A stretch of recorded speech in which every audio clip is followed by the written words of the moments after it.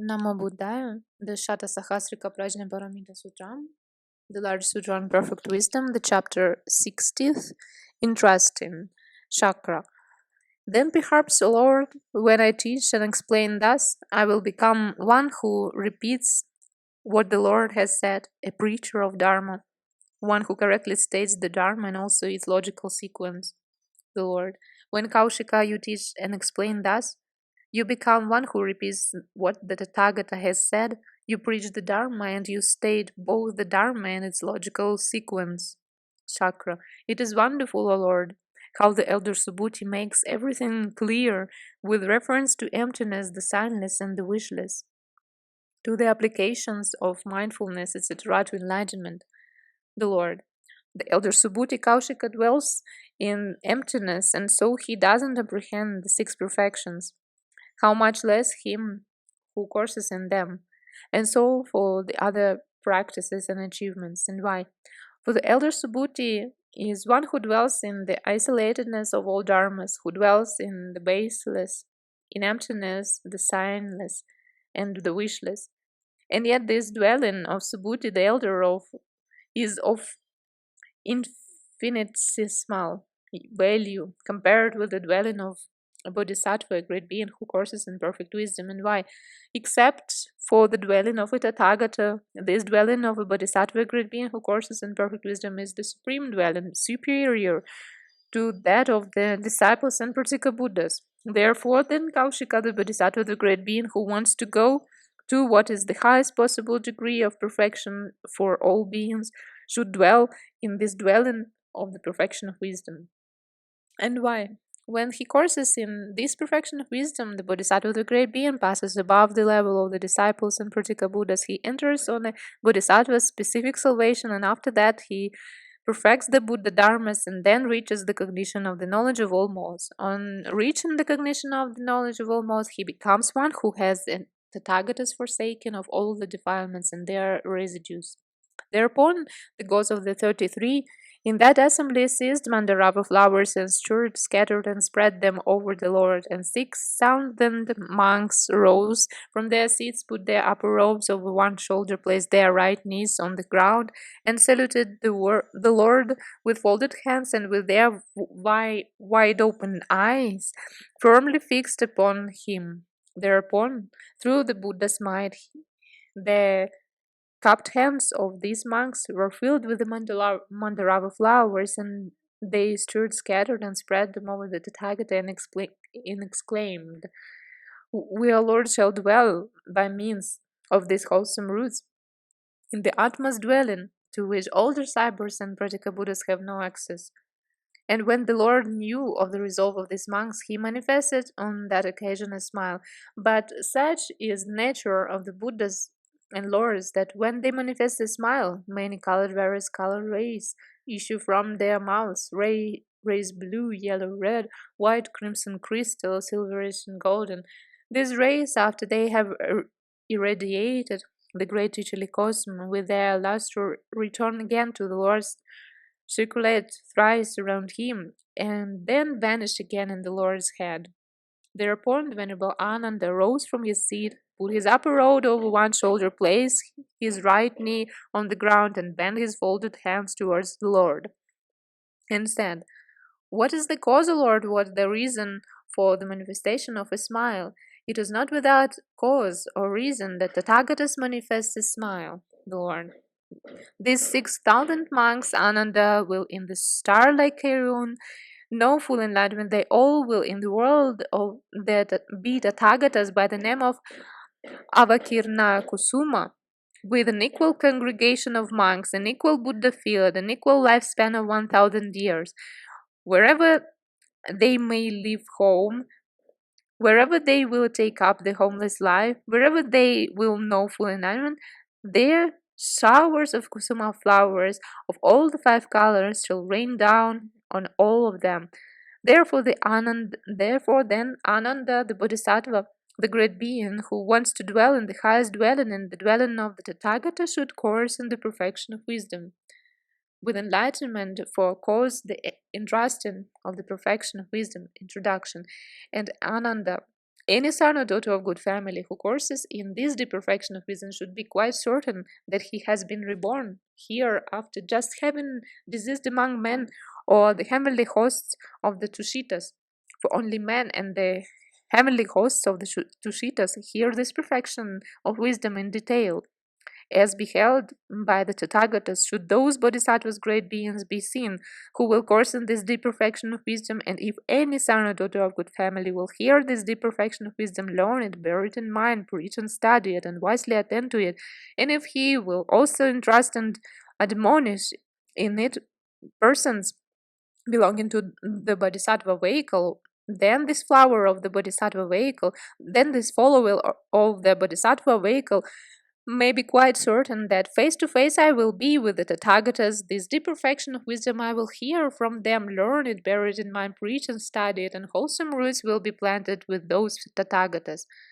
That son or daughter of good family should know that they have not planted wholesome roots with the disciples, and that this deep perfection of wisdom cannot be learned from them. The son or daughter of good family who will hear this deep perfection of wisdom, bear it in mind, preach it, and study it, and pursue it according to its meaning, contents, and method, should be quite certain that he will be face to face with the Tathagata.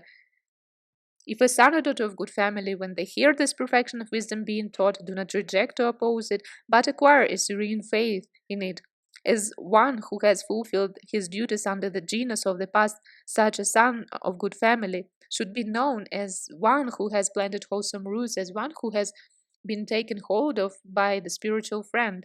The wholesome root which that son of good family has planted in the presence of the Tathagatas, he doesn't go back on that into discipleship or Pratyekabuddhahood. The disciple, the Bodhisattva, the great being, should become one who has well penetrated when he courses in the perfection of giving and the other perfections, etc., to the knowledge of all modes. For then he will not stand in discipleship or Pratyekabuddhahood, the entrusting in connection with the Tathagata. Therefore, then, Ananda, I entrust to you this deep perfection of wisdom. If Ananda is concerns the Dharma, I have demonstrated, you would, after learning and studying it again, forget all the demonstration of Dharma except for the perfection of wisdom and discard it. That Ananda would not be a great offense against me, but if Ananda, when you have learned this perfection of wisdom, you would forget even a single verse of it, that would be a serious offense against me. If, however, when you have learned this deep perfection of wisdom, you would not again forget and discard it, then you would not offend me. Therefore, then, Ananda, I entrust to you this deep perfection of wisdom, so that when it has been learned, it should be borne in mind, preached, and studied. One should well attend to it, well take hold of it, well study it, well bear it in mind, and one should well analyze and learn it, letter by letter, syllable by syllable, word by word. The son or daughter of good family who learns this deep perfection of wisdom will be one who bears in mind the enlightenment of the past, future, and present Buddhas and Lords, and he assists that enlightenment. If someone wishes face to face with me to honor, adore, revere, and worship me with flowers, garlands, perfumes, arguments, aromatic powers, robes, parasol, flags, banners, then he should learn, bear it in mind, preach, and study this deep perfection of wisdom, and thereafter honor, adore, revere, and worship it with flowers, etc., with banners. Those who honor this perfection of wisdom, they thereby worship me, as well as the Buddhas and Lords of the past, future, and present. If anyone, when this deep perfection of wisdom is being preached, feels respect, affection, and serene faith for it, then he feels respect, affection, and serene faith also for the Buddhas, the Lords of the past, future, and present. If Ananda, I am dear and pleasant to you, and you do not abandon me, let this perfection of wisdom become dear and pleasant to you, and may you not abandon it, so that you may not forget even a single word of it. For long could I speak to you, Ananda, about this bestowal of the perfection of wisdom. To cut it short, Ananda, just as I am your teacher, so is this perfection of wisdom. Therefore, then, Ananda, with a measureless bestowal, I again entrust to you this perfection of wisdom. In front of the world, with its godsmen and asuras, I solemnly declare, one who does not want to abandon the Buddha, Dharma, or Sangha, nor the past, future, and present Buddhas, the Lords, or their enlightenment, let him not abandon this perfection of wisdom, and this is my admonition to you. Those sons or daughters of good family who will learn this deep perfection of wisdom, bear it in mind, preach and study it, place their trust in it, wisely attend to it, and who will declare it also to others by various methods and in detail, will demonstrate it, make it known, set them go in it, explain it, analyze, enlarge on it, and reveal it. They shall quite soon know full enlightenment. They are quite near to the knowledge of all modes. And why? Because from this perfection of wisdom has issued the supreme enlightenment of the Buddhas and Lords, the entrusting in connection with the Bodhisattva.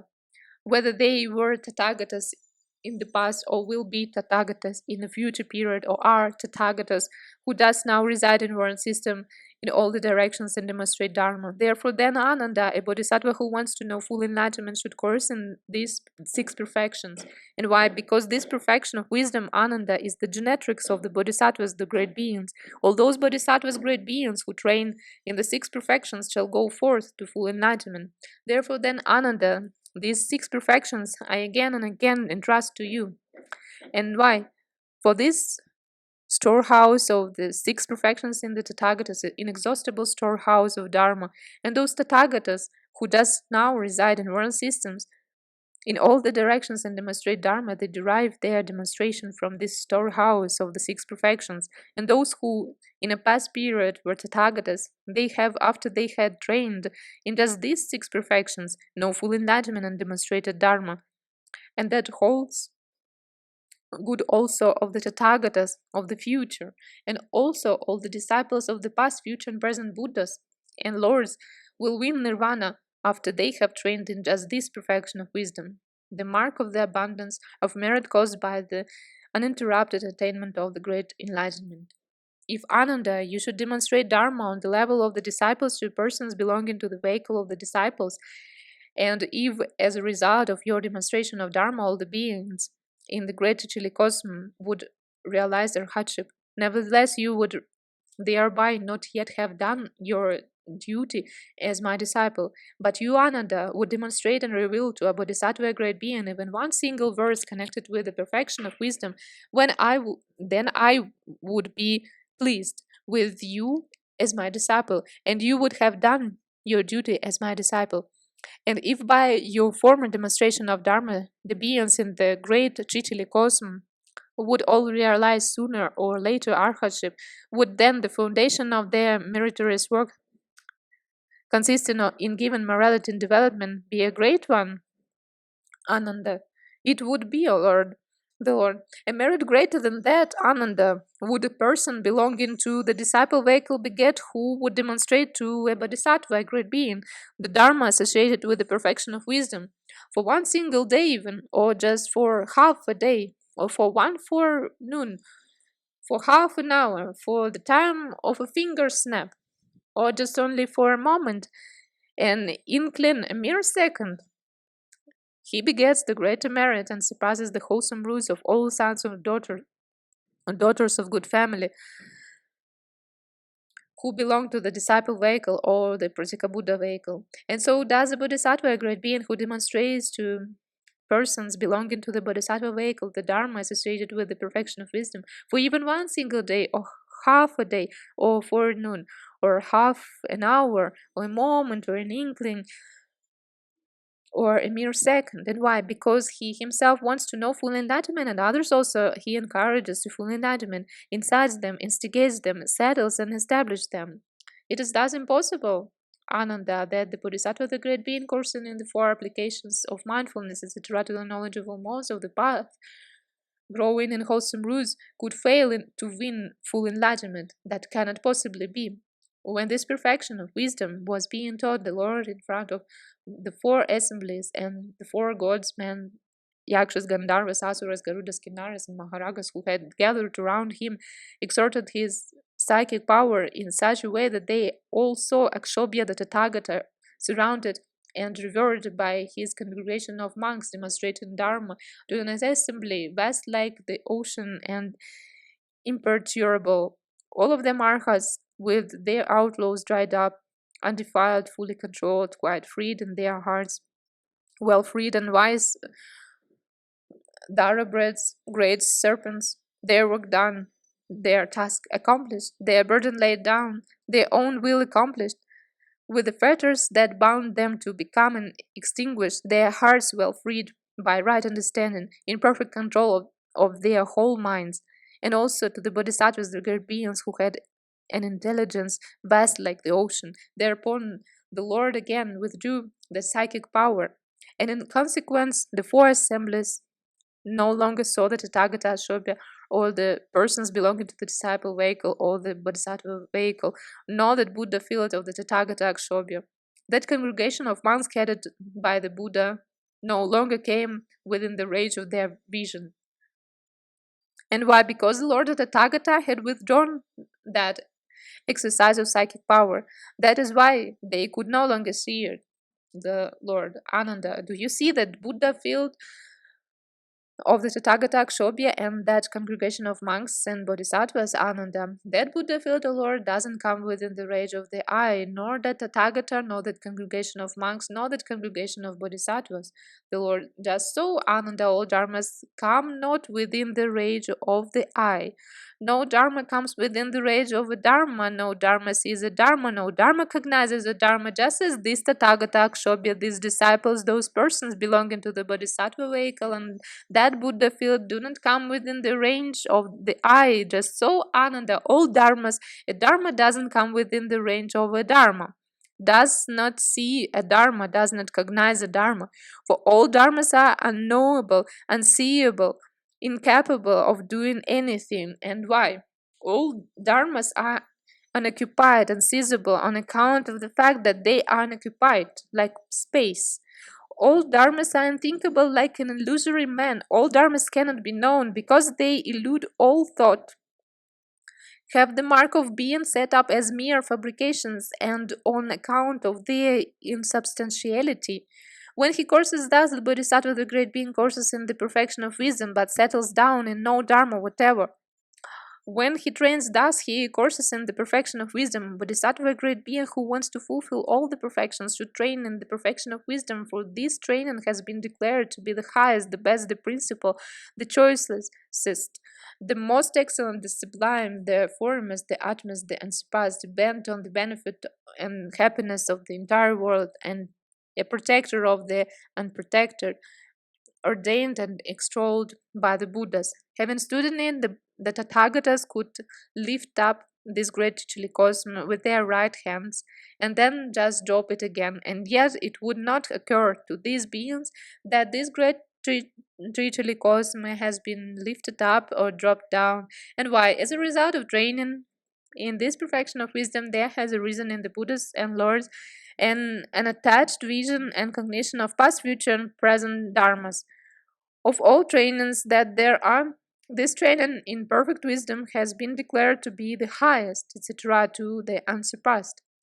To think of season, the measure or boundary of the perfection of wisdom would be like thinking of season, the measure or boundary of space. And why? Because without measure is the perfection of wisdom, and I have set no measure to it. The body of names, the body of words, the body of letters are bound by measure, but the perfection of wisdom is not. The great enlightenment consisting in the cognitions of extinction and of non-production. Ananda. For what reason, O Lord, is the perfection of wisdom not bound by measure? Lord, because of non-extinction, because of isolatedness. Those Buddhas and Lords who in a past period have been Tathagatas, they have come forth from just this perfection of wisdom, and yet the perfection of wisdom has not got extinguished. Those Buddhas and Lords who in future period will be Tathagatas, they also will come forth from just this perfection of wisdom, and yet this perfection of wisdom will not get extinguished. Those Tathagatas who just now reside in the world, in the 10 directions and demonstrate Dharma, they also come forth from just this perfection of wisdom, and yet the perfection of wisdom doesn't get extinguished. And why? One would think, Ananda, of distinguishing space if one were to think of extinguishing the perfection of wisdom, but the perfection of wisdom has not got extinguished, doesn't get extinguished, will not get extinguished, and the same holds good of the other 5 perfections. For these dharmas there is no production. That of which there is no production, how can of that the extinction be conceived? The reason for being confirmed in the conviction of the great enlightenment. Thereupon the Lord stretched out his tongue, covered his whole face with it, and said to the Venerable Ananda, "What do you think, Ananda? Could such a tongue speak what is false, what is otherwise?" Ananda, "No, Lord, no, Sugata." The Lord, therefore, then Ananda, do reveal this perfection of wisdom to the 4 assemblies, explain it, encourage it, analyze it, explain it, enlarge on it, and reveal it in detail. For in this deep perfection of wisdom have all dharmas been pointed out in detail, wherein the persons belonging to the disciple vehicle, the Pratyekabuddha vehicle, the Bodhisattva vehicle should be trained.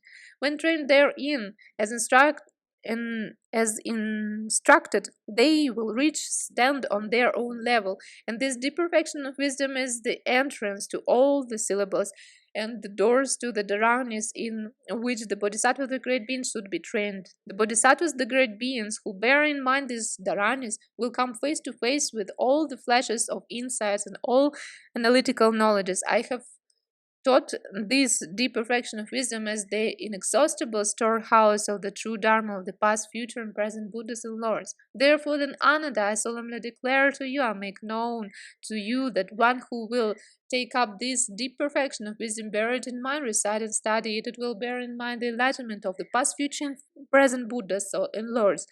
I have taught this perfection of wisdom as a dharani.